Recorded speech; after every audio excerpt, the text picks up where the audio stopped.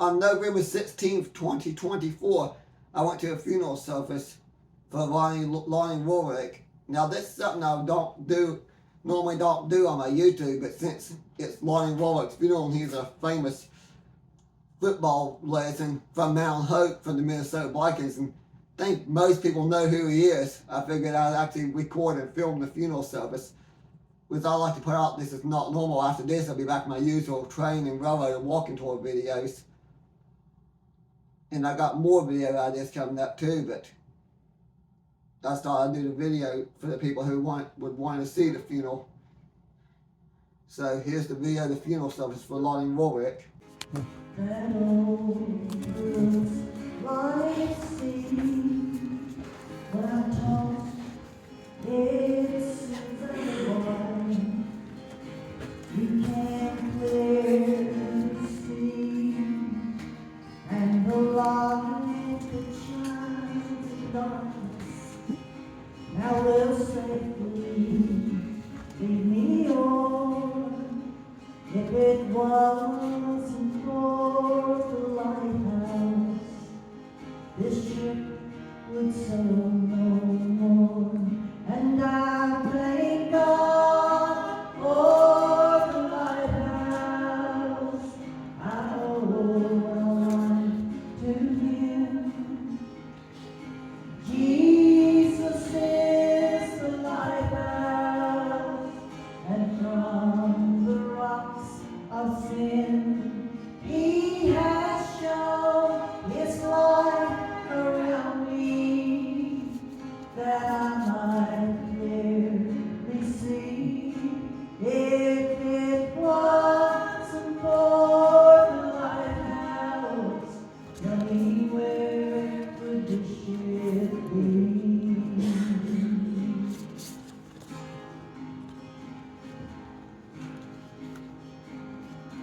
Everybody in our town says tear the lighthouse down. The big ships don't sail this way anymore. No use in it being around. Then my mind goes back to that stormy night when just in time I saw the light, well, the light from that old lighthouse that stands upon the hill. And I thank God for the lighthouse. I owe my life to Him.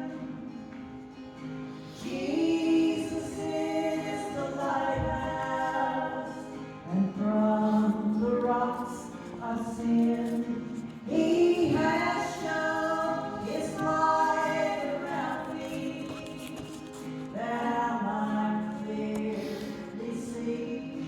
If it wasn't for the lighthouse, tell me where would this ship be?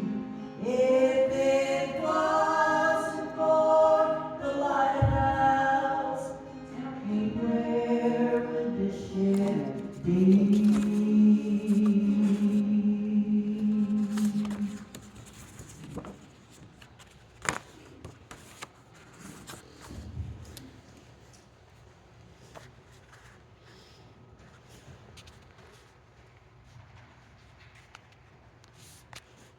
At this time, Lonnie's grandson Jay.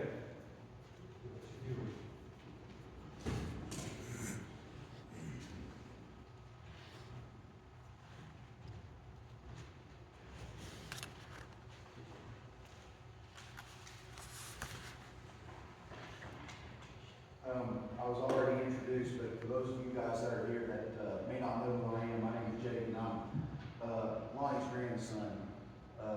Over the years, as I've seen other people's grandfathers pass, so I've heard other people talk about their grandfather. I've heard people say, my grandfather was one of a kind, or they don't make him like him anymore. And one thing I can promise you guys is they didn't know my grandfather.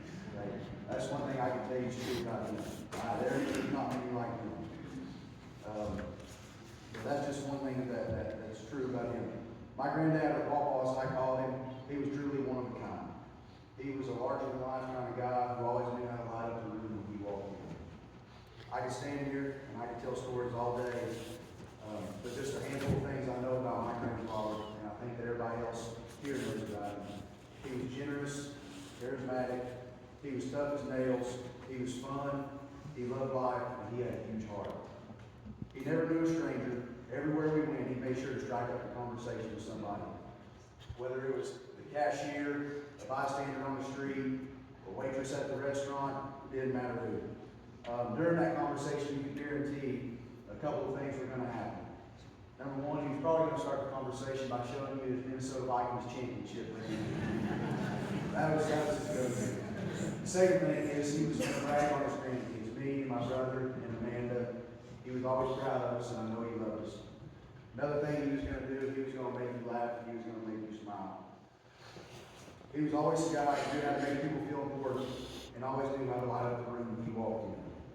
My pawpaw was the toughest man I ever knew, and I'd say many of you would probably agree with that. But in my eyes, what really made him tough was not because of his ability to give or take a hit, which he did plenty of during his younger days, but it was his ability to still be my pawpaw even when I knew he didn't feel like it. I'd come see him in the hospital when he was sick. He'd have tubes and monitors and wires and everything all over him. And I knew he was in rough shape, but every time I came in to see him, it never stopped him from greeting me with a big "Hey Snake" and a huge smile on his face. To me, that's what made him tougher than anything. It was never because of what he did as a football player, a boxer, or as a young man in some of his favorite watering holes that he used to like to frequent. It's because when a lot of people would have given up on life, he fought like hell to make sure that me and everyone else around were going to get the same old Pawpaw, Lonnie, Sam, Dad, whatever you wanted to call him. If there was one word I would use to describe my grandfather, my Pawpaw, and the time I had with him, it would be the word fun. There was never anything I looked forward to more than getting to spend a week with him during the summer. We would spend countless hours in Oswald riding or wrecking four-wheelers. We would shoot guns, go swimming, fishing, or whatever else me and Jack and Amanda could con him into letting us do. One story I love to tell that really epitomizes how funny he was as a granddad, and I told my parents and some other folks that other people, I might not share this story in their service, but I know he'd be okay with it. So me and my brother were somewhere in the ballpark of 8 to 10 years old. We always thought it was just the funniest thing to go skiing with. Okay? And when he had his house on the river, he had a pool. And he was having a pool party this evening. So me and my brother, we drummed up the right idea. We were going to get naked and go jump in his pool and everybody. So we do it. Of course, we get a good laugh out of everybody. And but we thought the thing that would just top it off is if we could get our pawpaw to join in on it. So we tell him, we're like, "Pawpaw, you need to come in here, come do this too, come do it too." And he's like, "Oh no, I will later." You know, and at the time, I'm sure I thought, "Yeah, that'll never happen." He just, he's blowing smoke or whatever. And in typical fashion, he waited just long enough for me and Jack to forget about it. Next thing you know, the pool house door swings open. Here he comes running out of the pool house naked. Does a pretty good cannonball into the pool in front of everybody. And that's a story that ever since that happened, I love to tell that story to people just because I think it's hilarious. And I think that just really epitomizes who he was. And he was always looking for a good time. He was always looking to make sure that me and Jack and Amanda and whoever else was around had a great time. But my pawpaw, he loved life. He was always looking for his next adventure, whether it was taking me and my brother to the WVU bowl games, taking a trip to Tombstone, Arizona to visit his favorite saloon, Big Nose Kate's, going to Montana for a hunting trip, or heading down to Florida for the winter to work on his tan that he always loved to brag about when he would come visit me. He was the kind of person that was never going to miss out on a trip or a chance at a good time. It killed him not to be in the action when there was some fun to be had. Another story was one time we were in Cocoa Beach where we used to vacation. And I'll never forget, me and Jack were out in the waves, playing in the ocean. I don't know, we were probably 13 or 14 at the time. And I guess it just was really killing him to see us having fun, and he just wasn't getting to be a part of it. So I see him get up out of his chair, and here he comes waltzing down the beach, and he gets in the water, and and those waves are crashing in. He's made it through about 3 waves, and next thing you know, I see his false teeth fall out. So his false teeth fall out, he catches them, he just kept right on going. But he wasn't going to miss out on a good time. I think everybody here knows what a big heart he had for others.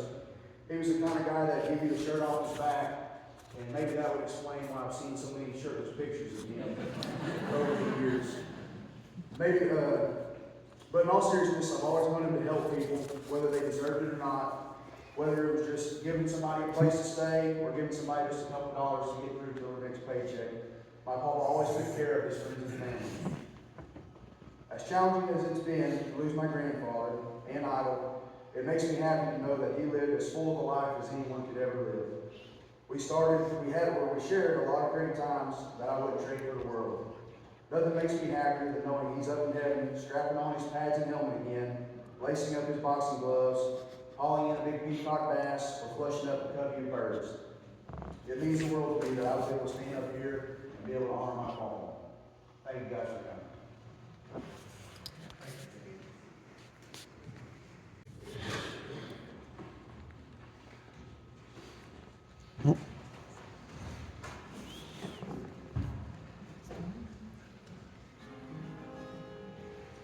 I've enjoyed all the beauty of my master's skillful hands.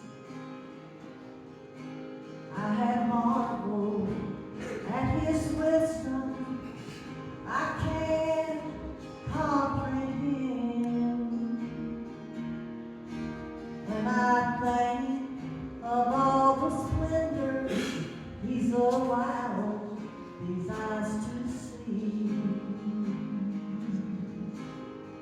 I can't help but wonder what waits me over yonder.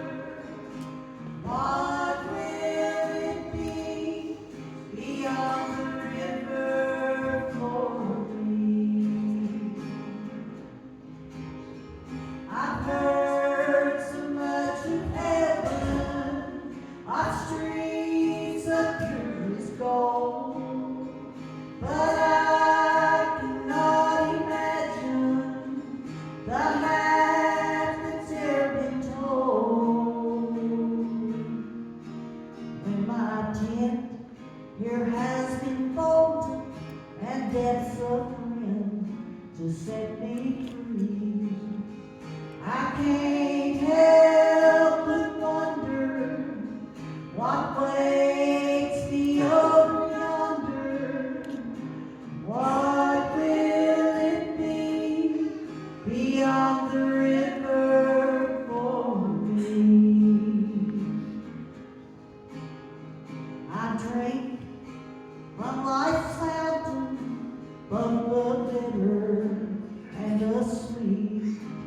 Pain has made me no exception. I've often felt defeat,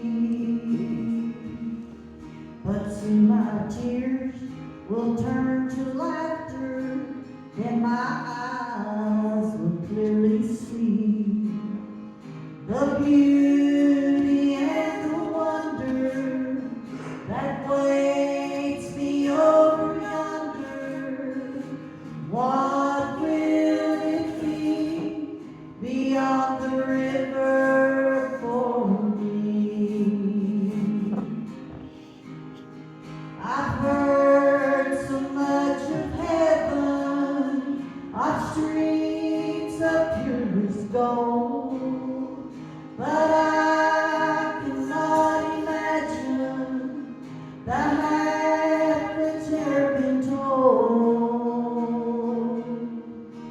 When my tent here has been folded and death's a friend to set me free, I can't help but wonder what waits me over yonder.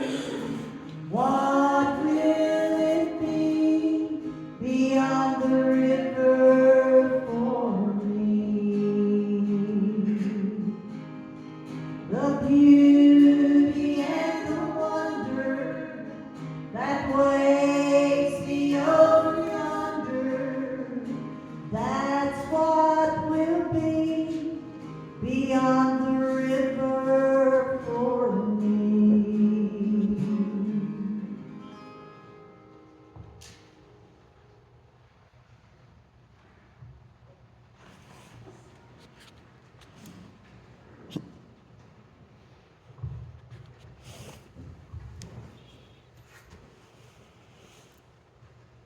time, Miss Mary Shoemate will share a reading.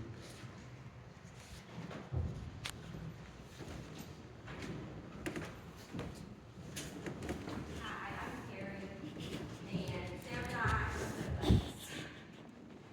our fun, lighthearted sense of humor just clicked, and I've had the honor of having Sam and April as irreplaceable members of my family. You can't pick your relatives, you can pick your family, and we're Sam just wanted to have fun and wanted to share in his fun, and you'll often see fun is a great way to describe it. I'll miss his waves driving down Main Street, and his bear hugs, and his big smile whenever he saw anybody. But Sam was always happy and smiling, and wanted everybody to smile with him. So let's all smile today.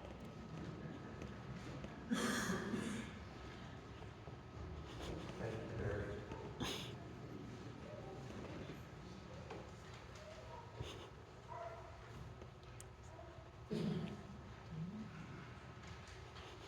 When I came to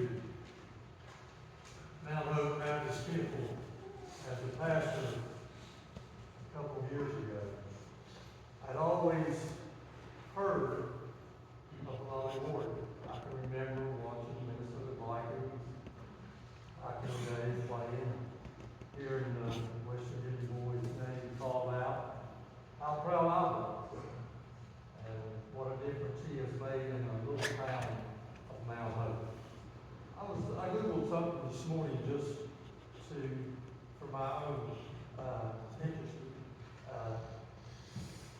College football players, 1.6% is all that makes it. And here's this little guy, not a little guy, Dave Rick, Lonnie Warwick, from a little town in Mount Hope, made it to the NFL. And the first time I visited him, in April, he shared so many things with me about his past life and how what all he did in Mount Hope, and delivered papers, and the home he was living in, the guy that always was waiting on him for 4 o'clock in the morning, I think, already in his suit and tie, and ready to get his newspaper. If Lonnie wasn't there, he'd be trying to get a hold of him. But I thought he was going about talking about everything. He took me, had let me go down to his men's room, and man cave, and see all the things, and share the story about some of those things, and the names on all the baseballs and footballs and trophies. It was just amazing. And I enjoyed so much getting to know Lonnie and visiting with him. And he still traveled some, come to church some. So thankful for the last few weeks of his life. 2 times in a row he got to come to church after he got the band, and he could pull up in it and come out and do that. But after I visited him pretty regular, almost every week, if not every week, the next week I would certainly be there. Always felt welcome. The church had dinners and birthday parties there. They always opened their home up to us, and I felt like family. And family, I'm going to break some news to you, and probably some of you as well, because he told me this more than one time that I was his favorite. I was very special. And I really felt good about that. So some of them come to me and said, you don't have anything to brag about, really. He's told every one of us that anybody that did anything for him was his favorite or his special person.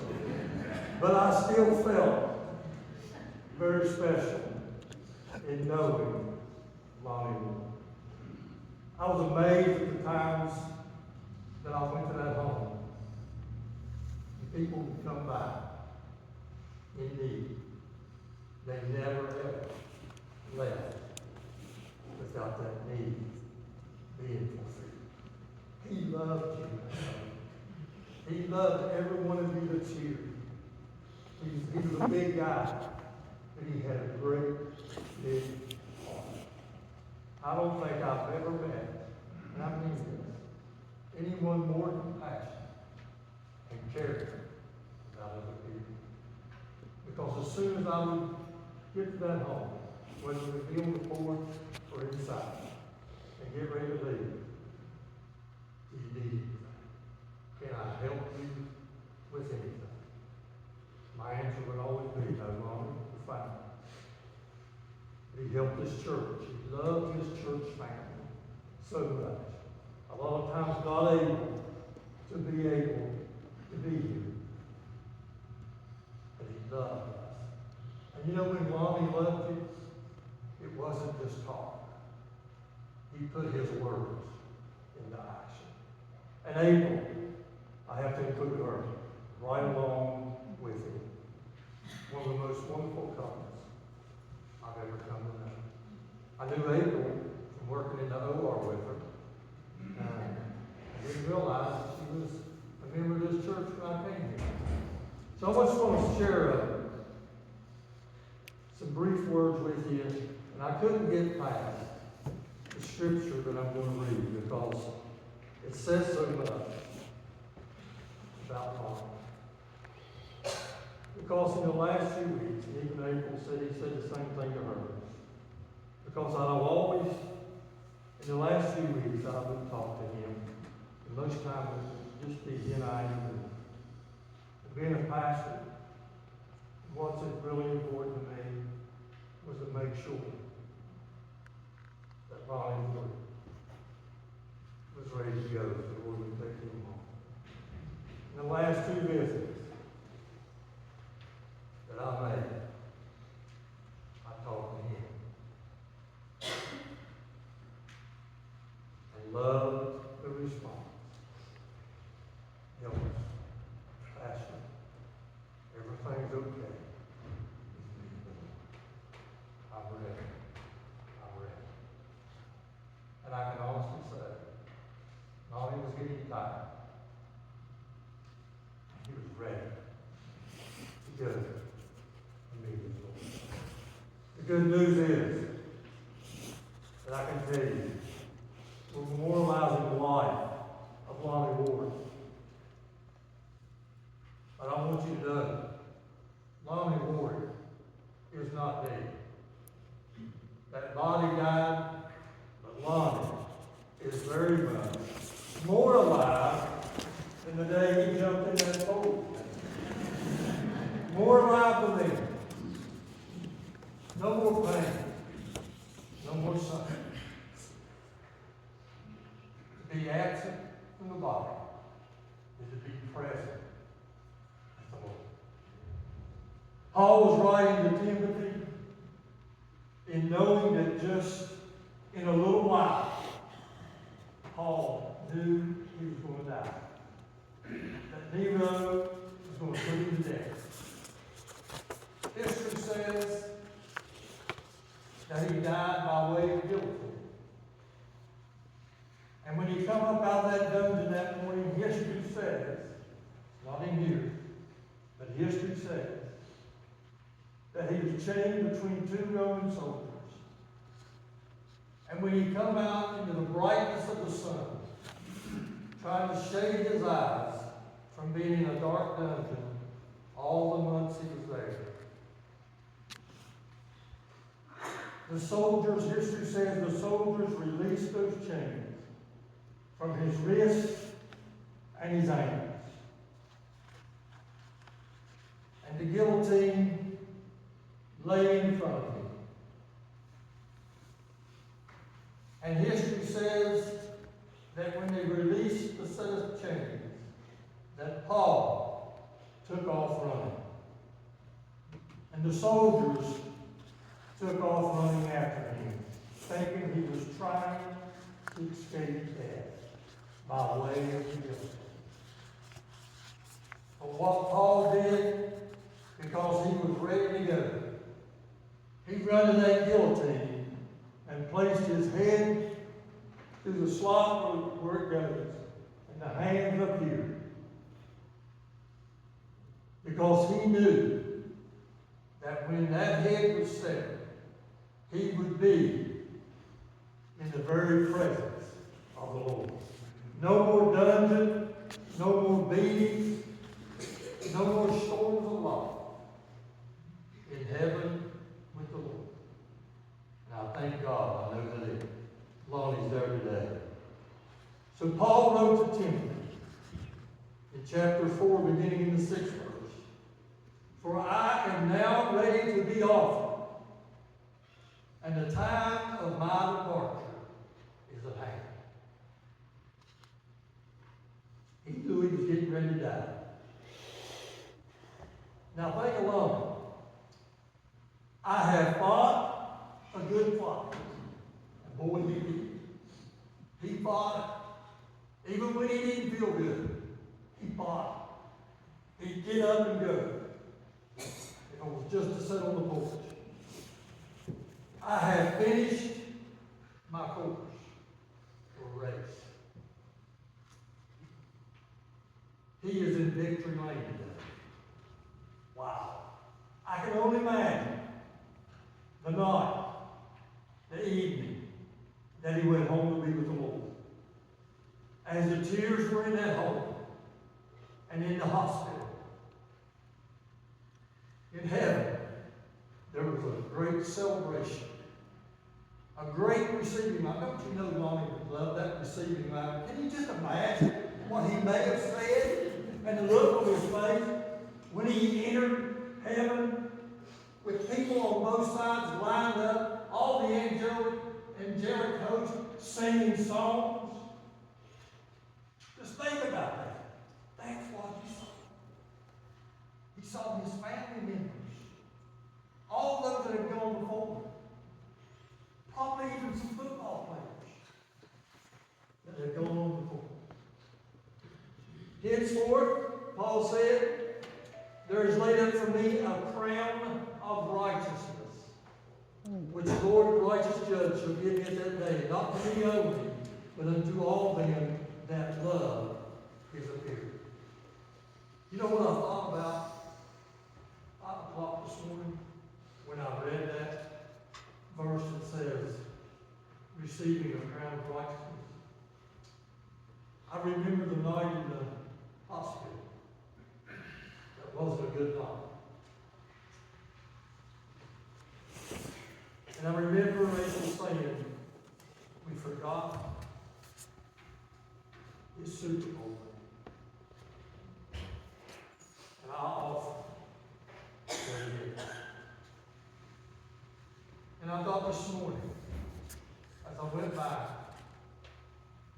and took his hand, to remove a ring he cherished so much, I thought of the crown of righteousness that he received when he got to glory. And I am so thankful that I got to know Mom and Abel and the family. So I'll leave you with this. Remember the good times. Some that Jay Perry talked about. Remember those good times. The good memories. Because you see, death separates us, but it can't take those memories away. You have to cherish the memories. I thought about, as I read what Minnesota put on as his obituary, a guy named, I think it was Lonnie Warwick, on each side of him, one on each side. And I thought about the throne of grace and Lonnie between God the Father and Jesus, the Son of Christ. I thought of all those stats that Minnesota kept a record. Those 12 interceptions, 4 in 1 year. It's all there in the book. But there's another book. It's a record book that God keeps. And the best day in Lonnie's life, the day that he came forward and accepted Jesus Christ in his life. And at that time, God took that record book and wrote Lonnie Warwick's name in his record book. That's where he is today. Lonnie is alive and well. And I can only share this with you to close.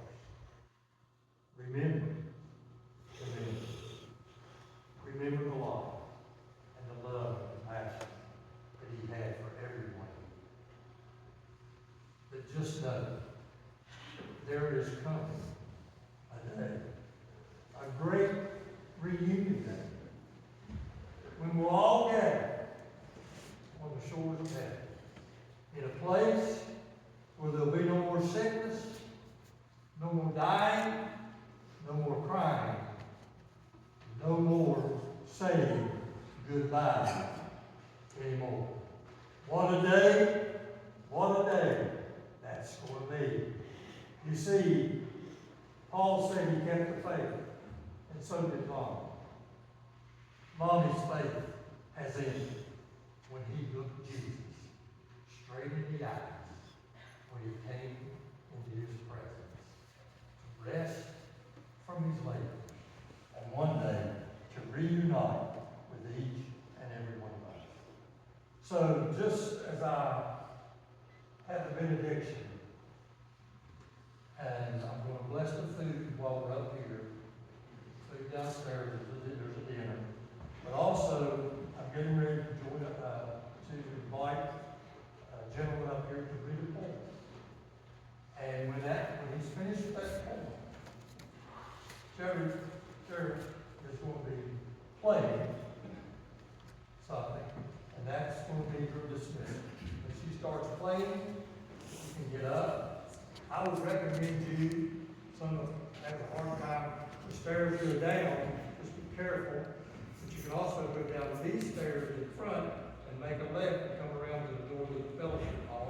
Or you can go out this door and go to the right and go to the sidewalk and walk down to the fellowship hall. So you're all welcome to do that. So this time, I would ask Jim Davis to come and share with us.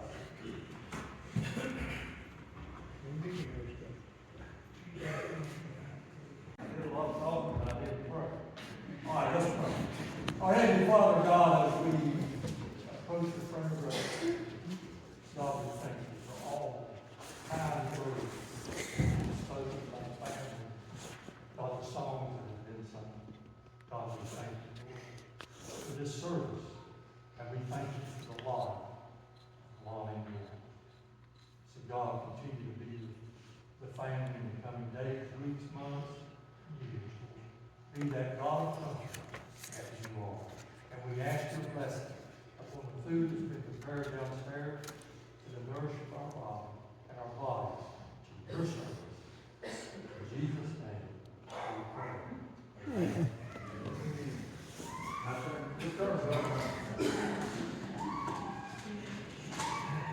Larger than life, that's what Jake said. I think we all have to agree that truly Lonnie Warwick was larger than life, and that statement just says it all. Lonnie's memorialized in many ways, and he was a celebrity, and I think we all acknowledge that. And we've all read about Lonnie. We've seen him in magazine pictures, articles about him in magazines. We've seen him on television. Interviews, etc. And of course, we've all seen him play and like. But we have not, I found it very unusual that Lonnie was memorialized in a poem. Now, when April asked me to read this poem, my first thoughts were 250 pound, number 59, linebacker, purple people leader, memorialized in a poem. Well, I said, this is going to be interesting. I can't wait to see what this is going to turn out to be. But I'll have to tell you, I've read this over 20 times or more. And I could not think of a better eulogy for Lonnie Warwick than what this poem says. This poem was written in 1994 by Carmel Lee Peters, and it was done on the occasion of a homecoming and also to celebrate Lonnie's contribution to rebuilding the nursery here in this church. The poem is entitled A Tribute to a Special Man, and I'd like to share that with you now. Tonight we honor a hometown boy who went on to football fame. He later became a Viking, so you all should know his name. He grew up near the coal mines in these West Virginia hills, and when he played for our team, he provided a free throw. This man was my son's hero when he was just a boy. And to watch him play on TV soon became his greatest joy. The town was always in his heart, the years he spent away. And when football days were over, he came back home to stay. We are so glad he did return when it was time to settle down, because no more devoted friend to our hometown just cannot be found. He loves the town so very much and helps in many, many ways. His generosity to our team deserves an awful lot of credit. We like to honor our loyal fans, and sometimes it's long overdue. This tribute is special to us all. Sam Warwick, here to you.